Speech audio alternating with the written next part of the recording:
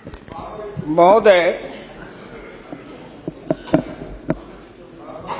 मैं अपने बोलने से पहले अपने दल के नेताओं को धन्यवाद देना चाहता हूं, आभार प्रकट करता हूं कि उन्होंने ये सामान्य चर्चा में, बजट के सामान्य चर्चा में मुझे बोलने का प्रथम अवसर दिया है। शहर से ही मैं गांव का किसान हूं, गांव में पैदा लिया, गांव में पला, गांव में बढ़ा। किसी तरह से राजनीति के धारा में चलते चलते यहां तक मैं पहुंच गया। लेकिन जब कभी मैं खड़ा होता हूं तो मेरी नजर वहीं रहती है। चौधरी चरण सिंह जब भारत के प्रधानमंत्री बने तब भी उन्होंने मुझे एक बार कहा था कि हुकुमचंद, भारत का प्रधानमंत्री हूं, लेकिन दिन में एक बार मेरी नजर अपने गांव में चली जाती है। वही कच्ची दीवार, फूस का छप्पर, वही कच्चा कुआं, वही गाय, वही भैंस, वही बकरी, वही ज्वार, वही बाजरा।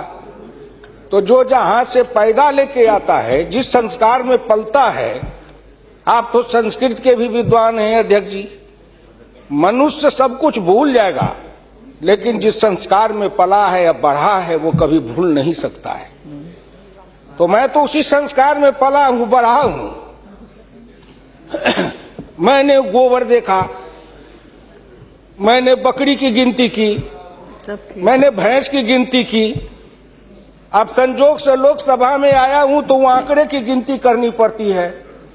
Fiscal deficit, revenue deficit. अब मेरे जैसा आदमी उसमें उलझ जाता है कि बकरी गिनूं कि भैंस गिनूं कि डिफिसिट गिनूं। यहाँ आके डेफिसिट गिनो, वहाँ बाद में गिनो। और हम तो केवल वही खोजते हैं, जैसे युद्ध के बाद सीता माता के साथ जीतने के बाद, लंका विजय के बाद, जब बानर भालू के बीच में मणि की माला वितरित की जा रही थी तो वो सब दाने को तोड़ तोड़ के बंदर देख रहे थे। सब हंस पड़े बड़े लोग कि आखिर बंदर बंदर तो है, ये मालिक क्यों तोड़ रहा है। पूछा कि तुम इस दाने को क्यों तोड़ रहे हो? तो कहा मैं इस हर दाने में सीताराम की मूर्ति देखना चाहता हूं, और जिस दाने में सीताराम की मूर्ति नहीं हो मेरे लिए निरर्थक है। तो मैं तो बजट के हर पन्ना को पढ़ता हूं तो देखता हूं इसमें किसान कहाँ है, इसमें मजदूर कहाँ है, इसमें गांव कहाँ है, इसमें हमारे गाय भैंस के चारा दाना का कुछ है कि नहीं है, इसमें मेरे गांव की जो गरीब औरतें हैं जो खेत में काम करती हैं, पसीना बहाती हैं, मिट्टी पानी में सड़ती हैं, उनके शरीर से बदबू निकलता है। जीवन में कभी एक बार भी उनको लक्स और कौन रेक्सोना साबुन, कौन ये लिपस्टिक पाउडर, ये छूने का, देखने का अवसर नहीं मिलता है। क्या उसकी दुनिया को इन्होंने देखा था? मैं उन्हीं से पूछना चाहता हूं। अब तो बड़ी बड़ी बात करते हो, आगे दिन पीछे गए, गुरु से किया न है तब पछतावा होत क्या, चिड़िया चुग गई खेत। जिस समय गांव को देखना था, किसान को देखना था, मजदूर को देखना था, गरीब को देखना था, पिछड़ा को देखना था, दलित को देखना था, गांव की सड़कों को देखना था, गलियों को देखना था, कुआं को देखना था, आपने देखा क्या? आप तो देखते रहे कहीं। ये दो हिंदुस्तान, एक हिंदुस्तान में दो हिंदुस्तान आपने बनाया। एक है भारत, एक है India, that is called Hindustan. आपने बनाया ना। मैं आज भी कहता हूं, अगर मेरे गांव के किसी को उठावे, आंख में पट्टी बांध दे, हिंदुस्तान के कहीं भी, उड़ीसा हो, बंगाल हो, कहीं हो, किसान को लावे, गांव में आंख पर पट्टी बांध दे और एक बार इंडिया गेट पर उसकी आंख को खोल दे, उसको लगेगा कि हम स्वर्ग में चले आए, कि बैकुंठ में चले आए, कि इंद्रपुरी चले आए। इतना का अंतर है।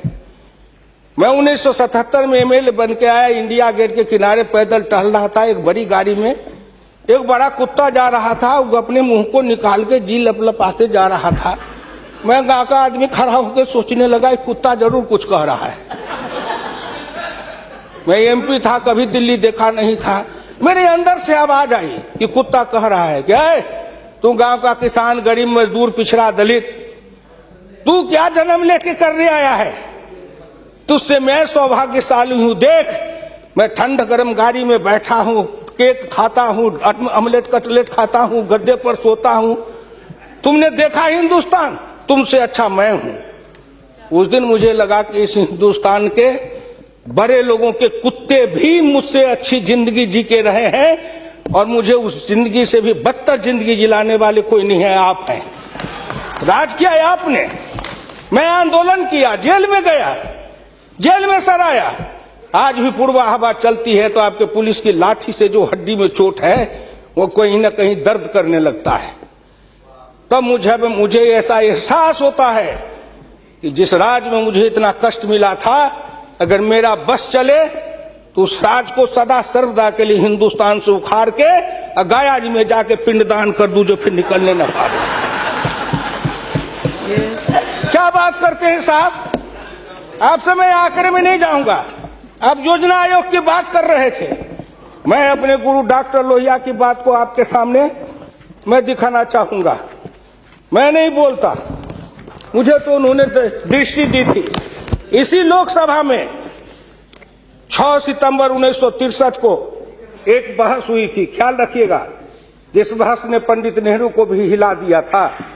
वो बहस थी 3 आना बनाम 15 आना का।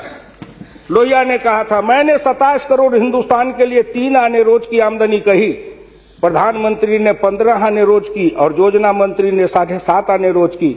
अब प्रधानमंत्री और योजना मंत्री आपस में निपट लेंगे कि दोनों में कौन सही है। यही आंकड़े हैं योजना आयोग के। प्रधानमंत्री का 15 आना, योजना आयोग के मंत्री का है 7.5 आना।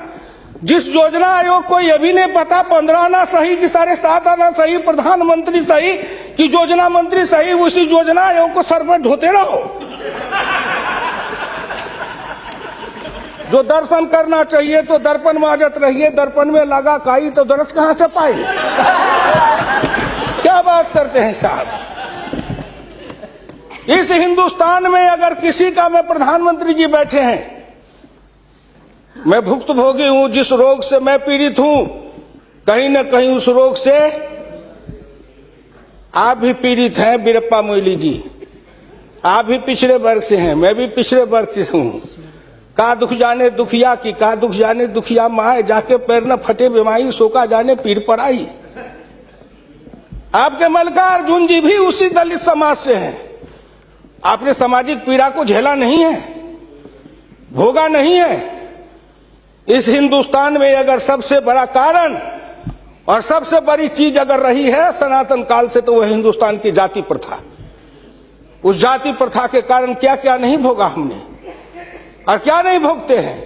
अभी अभी चुनाव हो रहा था, श्री नरेंद्र मोदी जी के लिए कोई कह रहा था, मेरे ऑफिस के आगे चाय की दुकान खुलवा देते हैं, फुटपाथ पर जाओ चाय की दुकान के लिए दुकान दे देते हैं। और कुछ कहने के लिए नहीं मिलता है लोगों को? नहीं मिलता है क्या? क्यों उपहास करते हो? मैं लोकसभा में हूं, अगर कोई कहे, शरद यादव गए थे चुनाव लड़ने के लिए अमेठी में, लोकदल से नारा लगा था, शरद यादव वापस जाओ, लाठी लेके भैंस चराओ।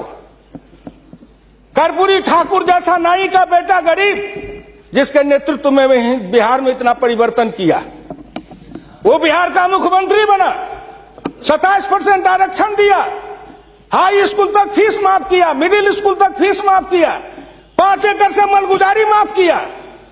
और कर्पूरी ठाकुर के लिए नारा लगा था, कर्पूरी ठाकुर दिल्ली जाओ, छुड़ा लेके सैलून खोलो। क्या क्या नहीं सहा हूं, क्या क्या नहीं देखा हूं, इसलिए दिल के अंदर वो दर्द और पीड़ा है। क्या फिर कहीं ना कहीं मुझे यह भी लगता है, क्या हिंदुस्तान के पिछड़े और दलित समाज के लोगों ने अपराध किया था कि उसमें जन्म लिया? किसी ने भगवान के यहां दरखास्त दिया था कि मुझको तेली बना दो, मुझको लोहार बना दो, मुझको कुर्मी बना दो, मुझको कहार बना दो, मुझको अहिर बना दो, मुझको कलवार बना दो? कोई दरखास्त देके तो नहीं आया। आज वित्त मंत्री जी को धन्यवाद दूंगा, प्रधानमंत्री को, कि उन्होंने बजट में कुछ ऐसी योजनाएं बनाई है जिससे हिंदुस्तान के जाति प्रथा के बंधन को ढीला करने का अवसर मिलेगा। जब उनकी आर्थिक चेतना बढ़ेगी, आर्थिक विकास होगा कब? जब गांव में पैसा जाएगा तब, गरीब के हाथ में रोजगार जाएगा तब, उनकी आर्थिक उन्नति होगी तब कहीं जाके उनके जीवन में विकास होगा। आपने सोचा कि गांव का विकास कैसे होगा? क्या प्रधानमंत्री ग्रामीण सिंचाई योजना कोई मामूली है? खर्च पर पाबंदी लगाते हुए डॉक्टर लोहिया ने इसी लोकसभा में बहस करते हुए पंडित नेहरू से कहा था, मैं कुछ नहीं चाहता, एक काम कर दो, सारे लोगों के, बड़े लोगों के खर्च पर सीमा लगा दो, आय पर, आमदनी पर नहीं, खर्च पर सीमा लगाओ, इससे अधिक खर्च नहीं करेगा, और उससे जो पैसा बने उसके एक सिंचाई योजना बनाओ और 20 साल का बॉन्ड बनाओ। मैं कुछ नहीं कहता, केवल हिंदुस्तान के हर खेत में पानी पहुंचा दो, हिंदुस्तान की तरक्की हो जाएगी। डॉक्टर लोहिया इसी सदन में कहे थे। वो तो अग्रवाल थे, बनिया थे, उनको क्या जरूरी थी इस बात को बोलने का? लेकिन मैं कहता हूं कि हिंदुस्तान के गरीब, निर्धन, निर्बल और पिछड़ों का इस युग में अगर एकमात्र राजनीतिक मसीहा पैदा कोई लिया तो डॉक्टर राम मनोहर लोहिया थे, जिन्होंने जगाया, नेतृत्व को पैदा किया गांव के गली से। इसलिए मैं आपसे विनम्र प्रार्थना करना चाहता हूं कि अगर प्रधानमंत्री ग्रामीण सिंचाई योजना से हर खेत को पानी, हर हाथ को काम, दीनदयाल उपाध्याय जी ने कहा, डॉक्टर लोहिया ने कहा, 1 बीघा खेत और 1 गाय, अपनी खेती अपनी राय। हम तो ये लड़ते आ रहे हैं और आज वो सपना साकार हो रहा है। इसलिए मैं आपसे विनम्र प्रार्थना करना चाहूंगा कि सवाल है दृष्टि का, दिशा का और संकल्प का। आपकी दृष्टि कुछ और थी, अब दृष्टि बदली है। हिंदुस्तान के गांव के गरीब पिछड़े दलितों ने मिलकर कन्याकुमारी से कश्मीर तक, कामरूप से द्वारका धाम तक, इस आसान मान के साथ आपके शब्दों में, जिनको आप अपने ऑफिस के आगे चाय की दुकान खुलवा रहे थे, वो चाय की बेचने वाला, रेल के फुटपाथ पर पानी पिलाने वाला गरीब निर्धन, जिनकी मां मजदूरनी का काम करती थी, ऐसे के बेटा को भारत के प्रधानमंत्री की कुर्सी पर बैठाया कि नरेंद्र मोदी आएगा, भारत का प्रधानमंत्री बन जाएगा, गांव गरीब किसान मजदूर के भाग्य चमक जाएगा। उन्होंने इसलिए सपना को देखा है। वो हो जाएगा क्या? ये 9 महीना में हो जाएगा। आप नेता बोलते थे, मैं सुन रहा था, मुलायम सिंह आदरणीय बोल रहे थे, मेरे साथी हैं, बरसों तक समाजवादी आंदोलन में लड़े, कि 9 महीना में तो बच्चा पैदा हो जाता है। मैंने कहा कितनी वैज्ञानिक बात कर रहे हैं, ये तो वैज्ञानिकता है, प्रकृति का नियम है, 9 महीना में बच्चा पैदा होता है। लेकिन जो बच्चा पैदा होता है, क्या वो बच्चा 9 महीना में फिर बच्चा पैदा कर देगा क्या?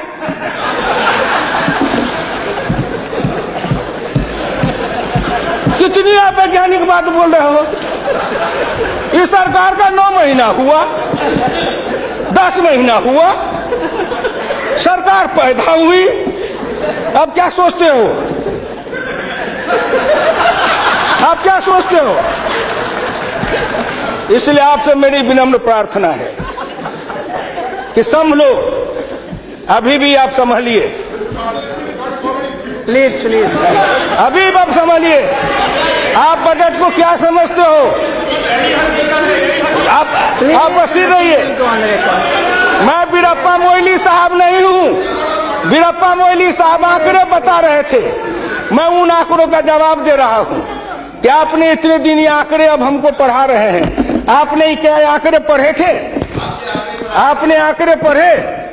1951 में किसान थे 71.9%, 211 आपका राज, घट के हो गए 45.10 पॉइंट, 26.08 पॉइंट, किसान गायब हो गए। कहां गायब हो गए? कहीं नहीं गायब हुए। खेतिहर मजदूर थे 28.1 पॉइंट, और वो घट करके हो गए 17.5, वो बढ़ गए 26.08। अध्यक्ष महोदय, जितना किसान गमा उतना खेतिहर मजदूर बनाया। ये आंकड़े नहीं है क्या? ये सच है कि नहीं? तो आप बजट बनाते रहो। बड़े बड़े अर्थशास्त्री आए, एक विद्वान आए अर्थशास्त्र के, कहां से? वो हार्वर्ड वाले। हमको कहा हार्वर्ड, हमने कहा देश को कर देगा हार्वर्ड। ये हर्बट वाला हर्बर करेगा। हिंदुस्तानी अर्थशास्त्री चाहिए अरुण जेटली के जैसे।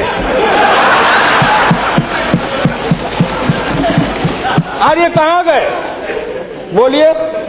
अगर ये चौधरी चरण सिंह हिंदुस्तान के जितने कृषि ग्रामीण अर्थशास्त्री हुए, जेसी कुमारप्पा से लेकर चौधरी चरण सिंह तक, सबने एक ही बात कहा, खेती पर से जो जो भार घटेगा त्यों तो गांव की उन्नति होगी, किसान खुशहाल होगा। खेती पर से भार को कम करो। आपने कम किया, लेकिन हमको बनाया क्या? ऑफिसर बनाते, नौकरी देते, उद्योग लगाते, हाथ में काम देते, साइकिल देते, मोटरसाइकिल पर चढ़वाते, तब न समझते। हम किसान थे, हमको मजदूर बना दिया, झुग्गी झोपड़ी में डाल दिया, गंदी जिंदगी, कीड़े की जिंदगी जीने के लिए हमको रख दिया। जो गांव में बसने वाले थे वो 82.7 थे और घट के हो गए 68.08। 14% गांव के लोग गायब हो गए। कहां गायब हो गए? गायब होके कहां गए? आपके यहाँ दिल्ली में फुटपाथ पर सोते हैं, पेड़ के नीचे सोते हैं, पेड़ के नीचे जन्मते हैं, बलते हैं, बढ़ते हैं, पेड़ के नीचे शादी करते हैं, हनीमून मनाते हैं, वहीं फिर बच्चा पैदा करते हैं, फिर पेड़ के नीचे ही अपना परिवार बसाते हैं। हमारे बच्चे को लाया, हाथ में रिक्शा थमाया, ठेला थमाया, फुटपाथ पर काम करवाया, गरीबी से मजदूर किया, कुत्ते के जैसे जिंदगी जीने के हमको मजबूर कर दिया। और ऊपर से आप बताते हैं कि हम अब तुम्हारे लिए क्या दे दिया? फूड सिक्योरिटी दे दिया। फूड सिक्योरिटी, दाना उपजावे, धान उपजावे हम, गेहूं उपजावे हम, अनाज उपजावे हम, मेहनत करे हम, हमको बस समझते हैं आप भिखमंगा। फूड सिक्योरिटी, हर आदमी पर 1 किलो चावल और 3 किलो गेहूं देंगे। आप बड़े बड़े बड़े बजट वाले और शास्त्री वाले हैं, महीना में 1 किलो चावल खा के रहो, एक आदमी 3 किलो गेहूं खा के रहो। ये गरीबी का उपहास है, हमारी निर्धनता और गरीबी का उपहास है। आओ आओ, 1 किलो चावल देते हैं, 1 महीना में खाओ। महीना में 26 रुपया, जिसकी रोज की आमदनी आप कहते हो गरीबी रेखा के नीचे है, और चावल गेहूं बांटेंगे 70% को। क्या आंकड़ा है आपका? यही बजट बनाते थे ना, मैं उसी को कहता हूं, यही आपका आंकड़ा। गरीबी, चावल गेहूं खाए 70-80%, हमको कहो गरीबी की रेखा के नीचे है 26%। कबीरा बाँचे आखिन लेखा, पंडित बाँचे पोथिन लेखा। हम तो आंख से जो देखते हैं वो बोल रहे हैं। आपने क्या किया? हम कम किए, कहते हैं किसान किसान किसान किसान विरोधी है। हिंदुस्तान में 90-91 में 185.2 मिलियन हेक्टेयर खेती की जमीन थी, और आपके राज में 2011-12 में 182 मिलियन हेक्टेयर हो गई। ये जमीन कहां गई? हम खा गए? हमारे गांव के लोग खा गए? कौन खा गए? जो खाए हो। लेकिन मैं इतना जानता हूं कि आप हमारी जमीन खा गए। और दूसरे तरफ जो गैर कृषि योग्य भूमि थी 90-91 में 21.22 मिलियन हेक्टेयर, 11-12 में हो गए 26.29 हेक्टेयर। गैर कृषि योग्य भूमि बढ़ी है, कृषि योग्य भूमि का ह्रास हुआ। उल्टे बात कहीं पर निगाहें, कहीं पर निशाना। न कुछ मिले तो कुछ कहिए, न कुछ मिले तो विरोधी में गए तो कुछ न कुछ तो कहना है ना, नहीं तो दुनिया कैसे देखेगी कि विरोधी का काम कर रहे हैं। इसलिए आपसे मेरी विनम्र प्रार्थना है, अगर विरोधी का काम भी करना है तो आप अपने नेताओं को कहिए कि कुछ दिन हमारे पास आए, 6 महीना ट्रेनिंग दे देंगे कि हम विरोधी थे तो क्या करते थे। अरे नाटक भी करिए तो किसी डायरेक्टर से सीख तो लीजिए। जो गरीबी का डायरेक्टर है उससे सीखे नहीं, और गरीबी का नाटक खेल रहे हैं। ये गांव में नाटक में हनुमान जी का पाठ करने वाला नहीं आया, उसने सोचा कि आज तो नाटक नहीं होगा। एक बहुत मोटा तगड़ा दुकानदार था, उनको पकड़ लाया, कहा तू नाटक कर, केवल खड़ा रहना। और जब वो खड़ा होकर पाठ करने लगा तो रावण ने डांट के कहा कि कहाँ गए, लाओ तेल घी लाओ, इसके पूंछ में आग लगाओ। उसको हुआ कि अब तो जल के मरेंगे। तो कहा हजूर हम तो हनुमान जी नहीं है, हम तो बनिया है, अपनी दुकान चला रहे थे। वैसे ही आप नाटक करिएगा। इसलिए आपसे मेरी विनम्र प्रार्थना है, आपसे मेरी विनम्र प्रार्थना है कि इसको देखिए। दिशा, जब तक आपके पास में दृष्टि नहीं बनेगी, आपकी दिशा नहीं ठीक थी, आपकी दृष्टि नहीं ठीक थी, तो आप संकल्प क्या कर रहे थे? चलता है सब, आप कहे कि हम भी चले, आपका बजट चला, आपकी अर्थनीति चली, आर्थिक विषमता, सामाजिक विषमता, राजनीतिक विषमता, प्रशासनिक विषमता। क्या मैं पूछता हूं कि आपके किसी बजट से इन विषमताओं को अंत करने के लिए कोई काम किया? नहीं किया। इसलिए हमारे गुरु डॉक्टर लोहिया कहते थे कि हिंदुस्तान में जब तक जाति प्रथा है और जब तक इस जाति प्रथा का रोग रहेगा, तब तक हिंदुस्तान का कल्याण नहीं होगा। भ्रष्टाचार के पीछे भी जाति प्रथा है। कोई माननीय प्रधानमंत्री बैठे हैं, हिंदुस्तान के अंदर किसी को अगर चाहेंगे कुछ कर दे, प्रधानमंत्री रहते हुए क्या है जो कर देंगे? जिस जात का सरकारी नौकर होता है, मैं भी इतने दिन तक 54 वर्ष रह के देखा, मंत्री रह के देखा, जिस जात का सरकारी नौकर, उसके ऊपर कलम उठाइए तो उसके जात का न जाने कहां से कहां सभी जगह से लोग आ जाते हैं उसको बचाने के लिए। जात पर हमला, अगर किसी बेईमान पर हमला है तो जात पर हमला, किसी भ्रष्टाचारी पर हमला है तो माना जाता है जात पर हमला है। इस जात को तोड़ने के लिए सबसे बड़ा कदम उठाना पड़ेगा। मैं वित्त मंत्री जी को धन्यवाद देता हूं, प्रधानमंत्री जी को, कि कुछ योजनाएं ऐसी आई हैं, लेकिन मैं एक प्रार्थना करूंगा। हमको कहते हैं कि आरक्षण की बात मैं कहता हूं शुरू दिन से, सदन सहमत हो और आप भी सहमत हो तो प्रधानमंत्री जी से कहूं कि तुरंत लागू करिए। लेकिन इसमें सहमति का सवाल है, राष्ट्रीय सहमति, सदन की सहमति, आपकी सहमति। सब आरक्षण मेरा खत्म कर दीजिए, लेकिन एक कर दीजिए, सरकारी नौकरी और सरकारी सेवा, इन दोनों के लिए अंतर जातीय विवाह को अनिवार्य करिए। न रहेगी जाति, न रहेगा बांस, न बजेगी बांसुरी। जातियां टूटेगी, अंतर जातीयता के कारण हिंदुस्तान में एक जाति बनेगी, वह जाति बनेगी भारतीय, वह जाति बनेगी मानव जाति। इन जातियों के रेखा को तोड़िए। इसके लिए अगर कर सकते हैं तो आप सहमत है तो बोलिए। आप कहते हैं गरीब और अमीर मिटा देंगे, लेकिन न्यूनतम और अधिकतम की रेखा तय कर यह सरकार करना चाहे, नरेंद्र मोदी जी चुटकी में कर देंगे, क्योंकि इनका क्या बिगड़ेगा? इनका कुछ नहीं बिगड़ेगा। नरेंद्र मोदी जी अगर न्यूनतम और अधिकतम की रेखा तय करेंगे तो इनका कुछ जाएगा, न परिवार का जाएगा, न बाल बच्चे का जाएगा, किसी का कुछ नहीं बिगड़ने वाला है। लेकिन चिल्लाने लगेंगे तो हम 100 से कम न 1000 से ज्यादा, समाजवाद का यही तकाजा। बड़े समाजवाद की बात करते हैं, मैं ज्यादा समय नहीं लूंगा, मैं इनको समाजवाद की बात अपने गुरु डॉक्टर लोहिया की पढ़ के सुना दूंगा। और हमारे कुछ समाजवादी हैं, अब वो तथाकथित समाजवादी हो गए हैं।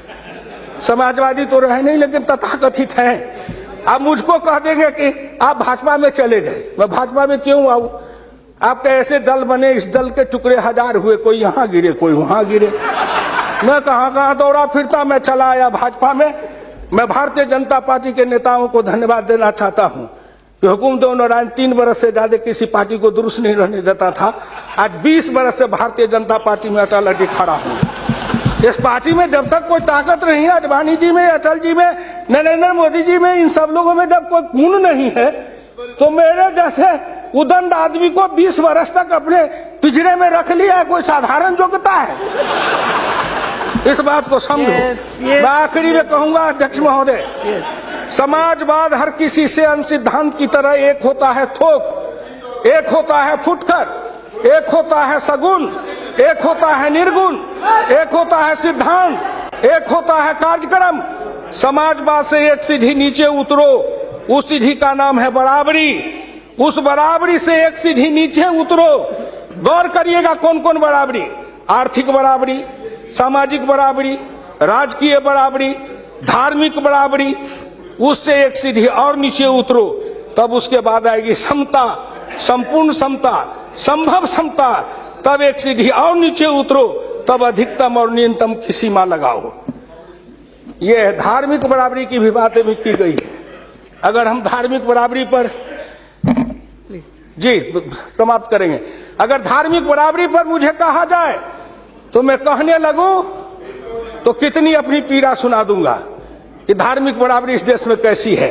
उसके संबंध में मैं ज्यादा समय नहीं लेकर के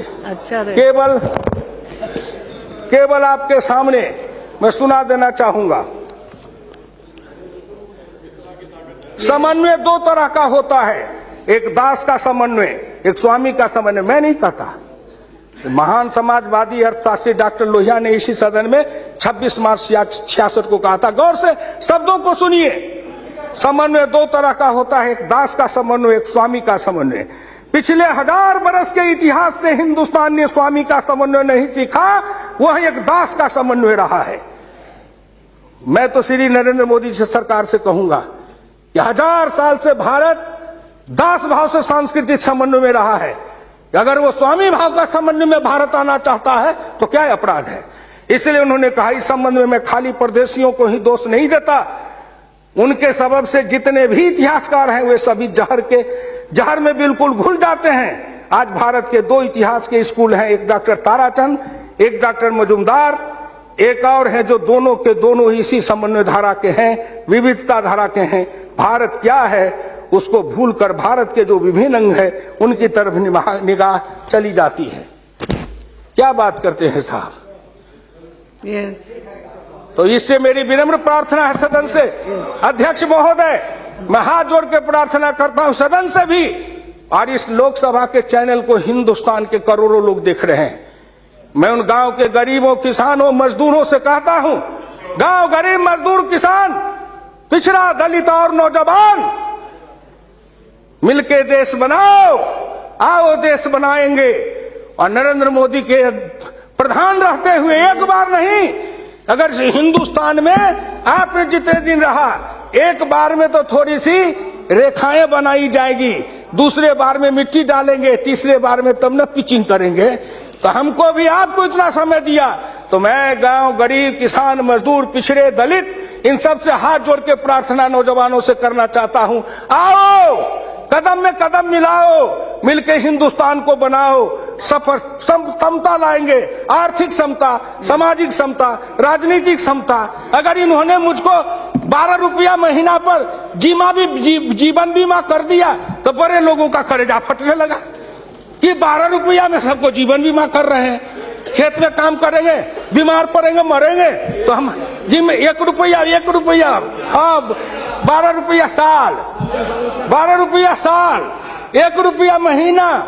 तंबाकू का गुटखा भी खाते हैं तो 3 रुपया में मिलता है, उससे भी सस्ता जीवन बीमा इस सरकार ने दे दिया गरीबों को।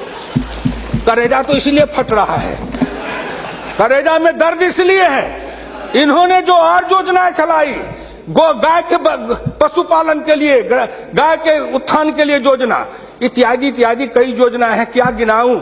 हरि अनंत हरि कथन अनंत। मुद्रा बैंक बनाए, उसमें छोटे इकाई वाले को कर्जा देंगे, छोटी इकाई, वो छोटी इकाई का जो गांव वाला कर्जा खाएगा उसको किसको देंगे ये। इसलिए आपसे मेरी विनम्र प्रार्थना है कि 1 सेकंड में, 1 मिनट में इस बात को कह के खत्म करूंगा।